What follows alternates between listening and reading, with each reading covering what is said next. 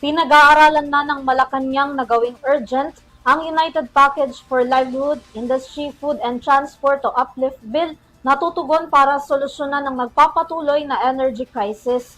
Binuhay ang UPLIFT kasunod ng deklarasyon ni Pangulong Bongbong Marcos ng energy emergency sa bansa. Narito ang balita.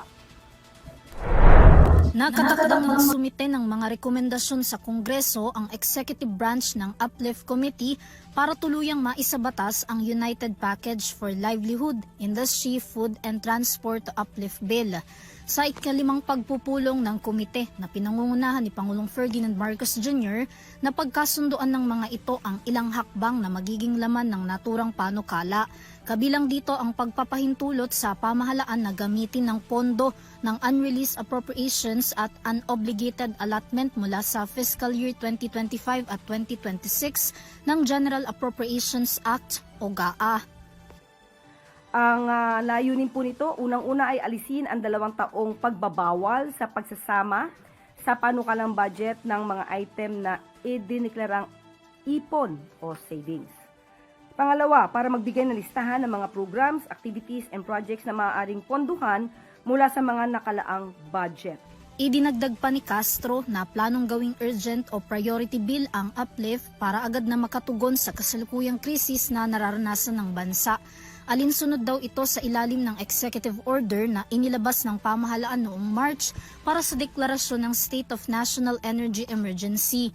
Matatandaan na ginawang aktibo ng pamahalaan ng UPLIFT kasabay ng idineklarang energy emergency para siguradong matutukan ng iba't ibang government agencies ang katatagan ng supply sa pagkain sa bansa, tuloy-tuloy na tulong at serbisyo sa mga Pilipino at pagprotekta sa kabuhayan ng mga ito sa gitna ng nararanasang krisis dahil pa rin sa tensyon sa Middle East. Ang mga bumubuo sa komite ay kinabibilangan ng Department of Energy o DOE, Department of Transportation o DOTR, Department of Social Welfare and Development o DSWD, Department of Agriculture o DA, Department of Finance o DOF, Department of Economy, Planning and Development o DepDev at Department of Budget and Management o DBM kung saan sila ang nangangasiwa sa implementasyon ng mga programa para sa mga apektadong sektor. Kasabay naman ng UPLIFT Committee meeting, iniulat ng DOE na nadagdagan ng 2 araw ang buffer stock ng langis sa bansa na mula sa dating 52 days, aabot na ito ng 54 days. Ang DA naman, ibinalita rin sa Pangulo na may siguradong sapat na supply ng bigas, karne ng baboy at manok hanggang matapos ang 2026. Para sa EuroTV News, Vanessa Cleofas, sumasaludo sa bawat Pilipino.